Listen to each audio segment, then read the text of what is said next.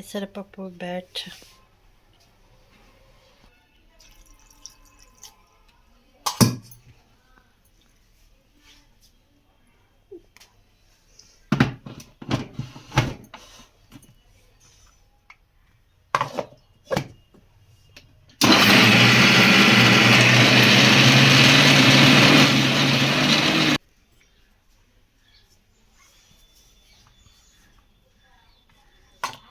పెసరపప్పు పెసలు నానబెట్టుకుంటాం, పచ్చ పెసల్ని. అందులో మనం 6 గంటలను నానబెట్టుకోవాలి కనీసం.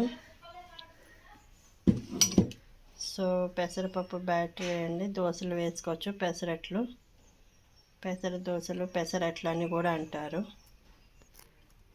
మనం పెసరపప్పుని గ్రైండర్ చేసుకునే టైంలో అల్లమును పచ్చిమిర్చి వేసుకొని మనం గ్రైండ్ చేసేసుకుంటే, పేస్ట్లో చేసేసుకుంటే మనం దోశలు ఈజీగా వేసుకోవచ్చండి.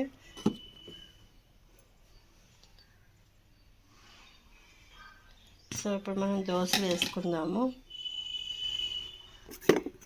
ఈ పిండిలో మనం వేసేటప్పుడు గట్టిగా ఉంటుంది కాబట్టి కొంచెం వాటర్ వేసుకొని మిక్స్ చేసుకోవచ్చు. సో అప్పుడు పిండి కొంచెం తేలిగ్గా ఉంటుంది.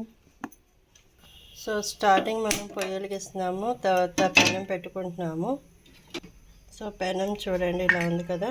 ఇప్పుడు కొంచెం పెనం హీట్ అయిన తర్వాత కొంచెం ఆయిల్ వేసుకోవాలి. ఆయిల్ వేసుకొని మనం ఇలాగా చేయొచ్చు. లేదా ఉల్లిపాయతో రుద్దితే ఆటోమేటిక్గా చాలా ఈజీగా ఫ్రీగా వస్తుంది తిప్పడానికి. సో ఇలాగా మనం అనుకోవచ్చండి. ఆయిల్ దగ్గరని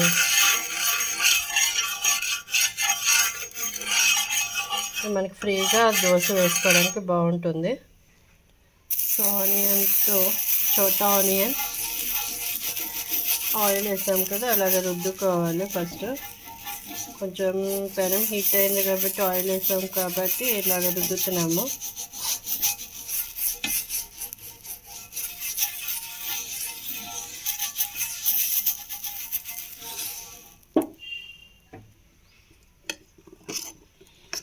ఓకే, ఇప్పుడు మనం కొంచెం బ్యాటర్ తీసుకొని గరిటెతో ఒక అట్టు వేసుకుంటున్నాము. స్టార్టింగ్ పెసరపిండి దోశ అట్టు. వీటిలో ఆనియన్స్ వేసుకోవచ్చు, టమాటా వేసుకోవచ్చు, క్యారెట్ వేసుకోవచ్చు, ఇంకా చాలా అంటే వెజిటేబుల్స్ వేసుకోవచ్చు. జీలకర్ర, వాము, ధనియా పౌడర్ అలాంటివి కూడా వేసుకోవచ్చు.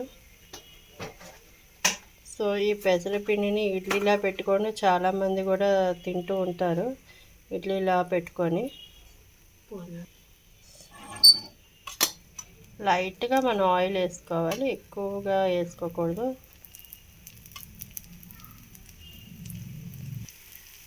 ఈ పెసరట్టుకి కొంచెం ఆయిల్, కొంచెం నెయ్యి రెండు కలిపి వేస్తే చాలా టేస్టీగా ఉంటుందండి.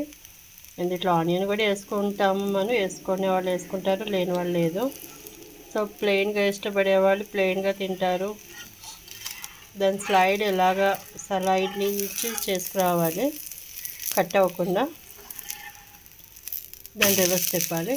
చూడండి ఎలా కాలిందో. ఇప్పుడు కిందని కూడా కాలుతుంది రివర్స్ తిప్పిన తర్వాత.